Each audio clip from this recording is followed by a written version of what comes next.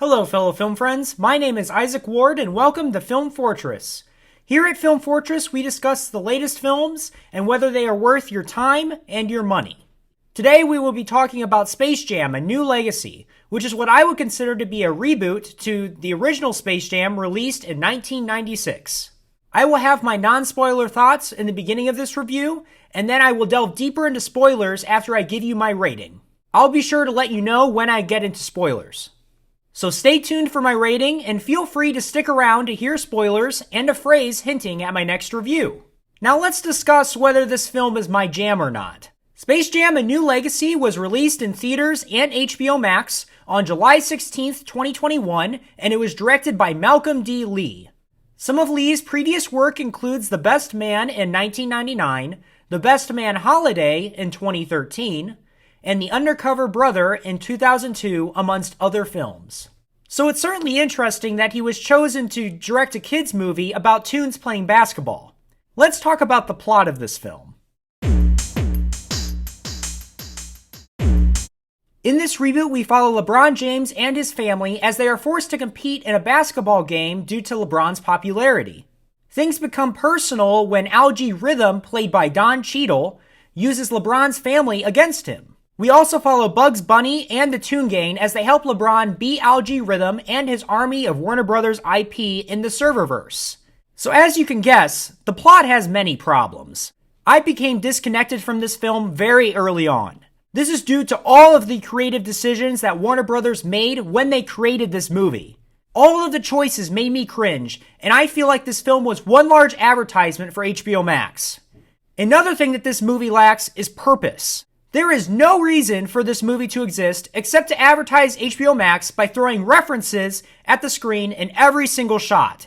This film tries to make fun of corporate trash films, but what it fails to hide is that it is one itself. One of the great things about the original Space Jam, in my opinion, was its simplicity. It really knew what it was, and it didn't try to be anything else. This film, however, shoves its message down the audience's throats, and it tries to be a masterpiece, but it ends up making LeBron look bad. Let's talk about the villain of this film. Algie Rhythm is the name of our villain. He owns the Serververse, which is basically a place where Warner Brothers stores all of its intellectual property. You can clearly tell that Don Cheadle was paid a lot of money to be in this movie. The writing makes his character awful, but Cheadle plays it up and he's having a lot of fun. I'd say he is the only competent part of this movie. Everything else really sucks. The visuals are atrocious, and this movie contains several things that should not be in a kid's movie. It also even has some things that may offend fans of the original Space Jam. So it doesn't even know what audience it's trying to go for. That is a big problem. Let's talk about the pacing of this film. This movie starts off with a glimpse of LeBron's family life, and then it slowly transitions into the Serververse. So for the first 30 minutes of this movie, you will see no toons.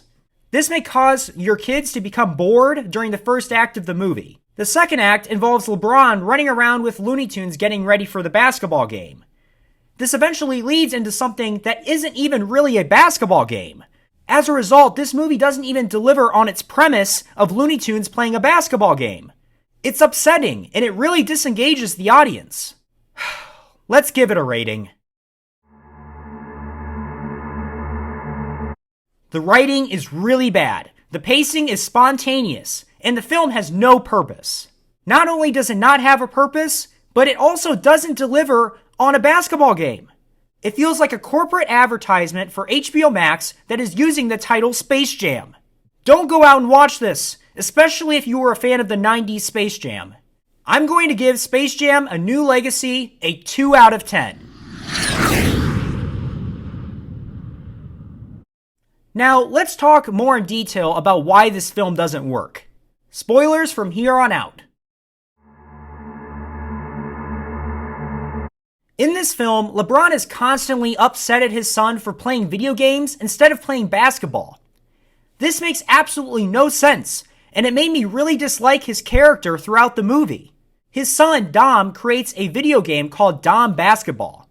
Algie Rhythm then kidnaps LeBron's son, and forces him to play against LeBron in the game his son created. So the basketball game is essentially a video game. They get style points and other things that don't involve shooting a ball into an actual basket. So it's dumb and it's not a real basketball game. Algae Rhythm then invites all sorts of Warner Brothers characters to act as spectators during the game. Some of the characters involved Mr. Freeze from Batman and Robin, the Joker, Pennywise, Alex from A Clockwork Orange, and the Night King from Game of Thrones. Although this sounds cool, it really wasn't because they were all wearing cheap cosplay outfits and they didn't look real. Also, most of these Warner Brothers characters that are shown throughout the movie are not involved in kids' material. So this film is totally lost looking for an audience. There was also a Matrix reference with LeBron acting as Morbius that I thought was really strange and didn't fit in this movie. The lack of simplicity during the basketball game or video game caused me not to care, and I honestly don't remember much from the game at all. Algae Rhythm then invites people from Earth into the serververse to serve as spectators along with the Warner Brothers characters. Instead of screaming and running as prisoners of the serververse, which would make sense, they are just excited to see the game. So that makes no sense. Once it seems that all is lost, the Toons tell LeBron that they found Michael Jordan to help them, but it really is Michael B. Jordan. I found this offensive to Michael Jordan because he was used as a joke for not being in this reboot. There was also a scene of Porky Pig which I thought was really cringy and bad. It would have worked in a 90s film, but not in 2021. The Toons are also given 3D models that just look wrong. I miss 2D animation, and giving them 3D designs later for no reason made me really upset. The ending shows LeBron accepting his son for wanting to play video games, but it really doesn't make sense with LeBron's journey in the film. These are the major reasons why you should stay as far as you can from this. It is wrong that this movie exists, and Warner Brothers needs to do better. Thanks for visiting the Film Fortress today. Is there anything that redeems Space Jam: A New Legacy? Please let me know in the comments section down below. Finally, for more reviews coming soon, please hit the subscribe button down below. The phrase for my next review is the beach. Finally, remember that your opinions matter and deserve to be valued. See you next time.